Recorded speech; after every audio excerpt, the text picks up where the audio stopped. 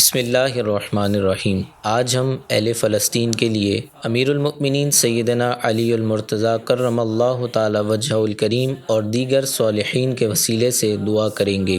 آج جمادی الاولیٰ کی 21 تاریخ ہے۔ جس طرح ہر مہینے کی 11 تاریخ کی نسبت حضور غوث اعظم سیدنا شیخ عبد القادر جیلانی رضی اللہ تعالی عنہ کی طرف ہے، اسی طرح ہر مہینے کی 21 تاریخ کی نسبت امیر المؤمنین سیدنا علی المرتضیٰ کرم اللہ تعالی وجہہ الکریم کی طرف ہے۔ کیوں نہ 21ویں پڑھ کرے جانے سار، کیوں نہ 21ویں پڑھ کرے جانے سار، کیوں نہ 21ویں پڑھ کرے جانے سار ہے یہ یوم علی زیغہ میں کردگار، ہے یہ یوم علی زیغہ میں کردگار۔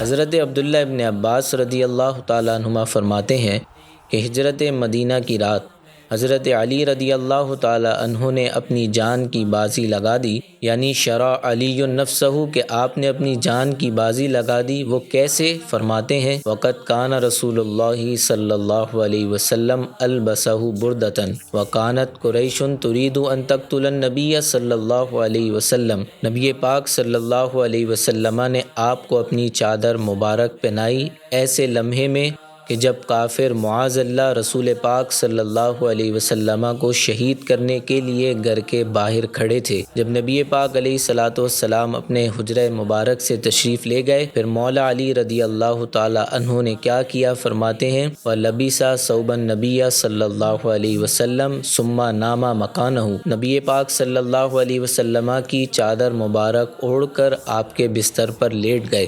جب کافر ظلم کے لیے گھر میں داخل ہوئے تو انہیں کچھ ہی دیر میں معلوم ہوا کہ چادر کے نیچے اللہ کے رسول نہیں بلکہ علی موجود ہیں۔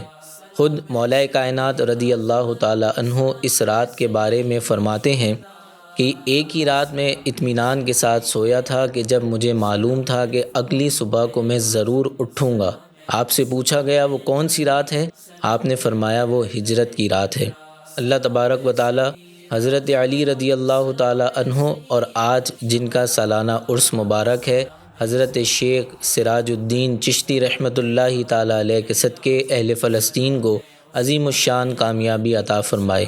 اول آخر درود پاک، ایک بار سورہ فاتحہ، 3 بار سورہ اخلاص پڑھ لیجئے اور اپنے گھروں میں ان مبارک ہستیوں کا ذکر ضرور کیجئے تاکہ اللہ تبارک و تعالی ہم پر اور ہمارے اہل خانہ پر برکتوں کا نزول فرمائے۔ آج ایسا محسوس ہوتا ہے کہ فلسطین تنہا رہ چکا ہے۔ یہ عزم کیجئے کہ ہم اہل فلسطین کے ساتھ ہیں اور اپنی نسلوں کو یہ وصیت کیجئے کہ ہمیں اہل فلسطین کا بدلہ ضرور لینا ہے اور کم از کم ان ظالموں کی پروڈکٹس کا بائیکاٹ ضرور کیجئے۔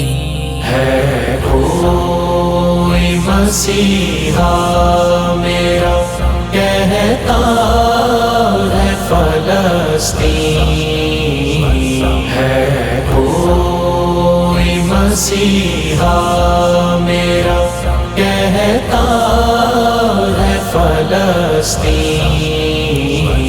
افسوس